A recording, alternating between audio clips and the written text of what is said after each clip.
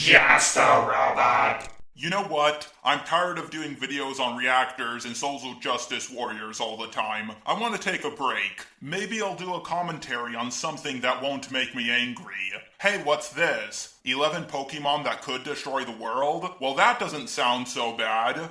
Today I'm bringing you guys 11 Pokemon that could destroy the world. For further clarification, I'm talking about the actual destruction of the Earth, not humanity. And by Earth, I mean our Earth, not the Pokemon world. Well, the Pokemon world is based off our own world, but I get what you're talking about. I didn't want to end with this one. Electrobe? Really? Nor did I want to lead with it, or put it in the middle. I know this isn't a top 10, but you always have to save the best for last, and I wasn't sure if this one was the best, or the worst. It's the worst, dude. This is probably fine in the Pokemon world since we've seen them explode many times without causing too much damage, but that wouldn't be the same in our world. You see, electrodes store their energy under very high pressure, so when they explode, you can be sure they will cause great damage. This probably isn't reflected in the anime because it's a kids show. Electrode are also very attracted to electricity, and the problem is, only a small shock is enough to set them off. Actually, its Pokédex entry in Omega Ruby states that during thunderstorms, you can see Electrode exploding everywhere, which brings me to my next point. One Electrode alone would not be enough to destroy the world, but if all the Electrodes started blowing up, they definitely could. If every Electrobe's explosion was the size of a few megatons, then yeah, they could possibly destroy the world, but Electrobe explosions are the size of grenade explosions. If every single grenade on Earth blew up, yeah, it would cause quite a lot of damage, but nowhere near enough to destroy the world. We've seen the Pokemon world endure a lot of things, but one thing that almost destroyed it was the battle between this monster and its nemesis, Kyogre. I personally think that Groudon could destroy our world by merely being on it for a full day, if not less. This Pokemon is pretty much land itself. And what do we live on? Land. Volcanoes would erupt everywhere, earthquakes would be unmeasurable, and continents would break apart. You want to know the scarier thing though? Groudon doesn't even have to go primal for any of it. Well, if Groudon didn't destroy the Pokemon world, then what makes you think he can destroy our world? As soon as he even starts to erupt volcanoes, America would just nuke him. This scenario would be similar to the one with Groudon, except oceans would overflow, thunderstorms would cause massive damage, and tsunamis would destroy everything. Kyogre doesn't need to go primal for any of it either. Now, I could use the same argument I used for Groudon, but I'm going to do something else this time. Earlier in the video, you said this. I'm talking about the actual destruction of the Earth, not humanity. Now, if the Earth was flooded, it wouldn't be destroyed. It would just be, well, covered in water. What even is your definition of being destroyed? This is my definition of being destroyed.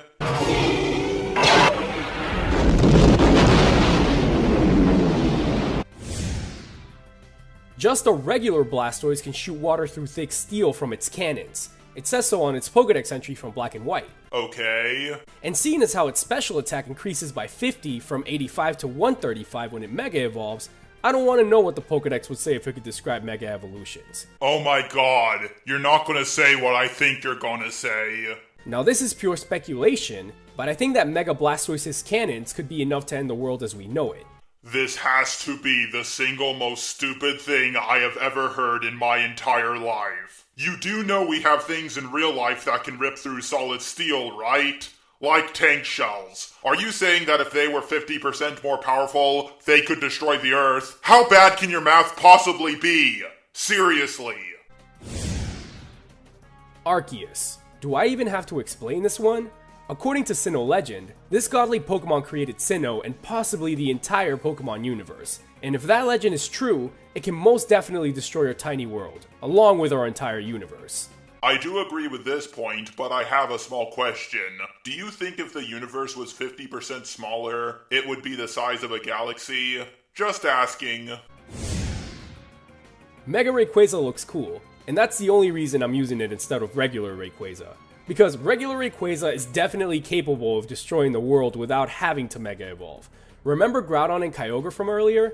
Yeah, this guy put them to rest. Unfortunately, I can't really explain how Rayquaza would be able to destroy our world since I don't have any examples from the Pokemon world.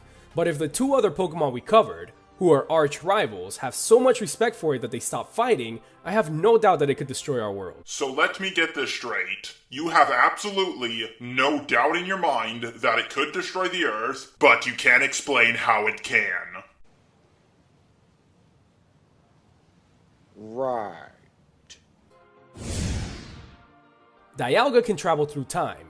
That alone could make it a target across the world. Governments would try to take control of it, causing wars, death, and ultimately the destruction of our planet. Think about it. If Dialga is enraged, who is going to stop it from completely freezing time or advancing it past the point where our planet no longer exists?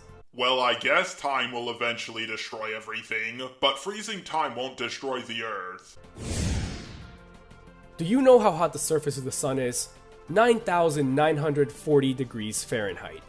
It's over 9,000! But that's still not as hot as Markargo's body temperature, which is almost double at 18,000 degrees Fahrenheit.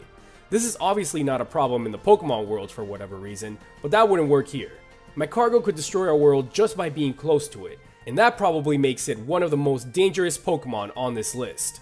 Now granted, that would cause a lot of damage, but nuclear explosions are far hotter and way bigger than a few 100,000 Macargos. Legend has it that Regigigas towed continents with ropes, and you know how people are. If they saw a Regigigas walking around, their first thought would be to attack it, which would not end well, at all. To be more specific, we would all die, along with the planet. Okay, first of all, in the Pokemon universe, that's just a legend, so it's probably false. Second, the continent Pokemon is less than 700 pounds, so continents in the Pokemon universe are not that impressive. I feel like we've gone through every possible scenario of how our world could end, but the entire planet freezing? Yeah, I don't think we've covered that yet. Out of all the Ice-type legendary Pokemon, Kyurem is probably the only one that can accomplish that. During Black 2 and White 2, Team Plasma froze Oblucid City with the help of Kyurem and some technology. But that's the Pokemon world. If we've learned anything during all of this, is that the Pokemon world is a lot more resistant than ours. So I have no doubt in my mind that Kyurem could freeze our entire planet and end life as we know it. The only thing we learned so far is that you're an idiot. Even if your argument about the Pokemon world being more resistant than our world was correct, it would have to be a few million times more resistant. Here's the landmass of New York City, and this is the landmass of the entire Earth. You may have noticed that the landmass of the entire Earth is a bit more than 50% bigger than New York City. No, I'm not going to let that go. Ditto can transform into anything it sees, so that technically means anything, right? Then it would be really unfortunate if a Ditto came to Earth and decided to destroy it, because it totally could. Think about any day in your life. What do you usually see outside? The sun. If Ditto wanted to destroy the planet, all it would have to do is transform into the sun while on Earth.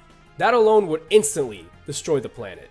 I don't think it's ever implied in any of the shows or any of the games that Ditto can transform into something that big or that far away. Also, Mew has the ability to transform, so shouldn't she or he or it be on the list? Before I end this video off, I want to say one more thing. At the beginning of the video, you said this. Also, I didn't want to include too many legendaries in this list, seeing as how most of them could technically destroy the world, and I wanted to make this a bit more interesting. Yet you ended up using 7 legendaries. I've seen a lot of top 11 lists, but this is by far the worst one.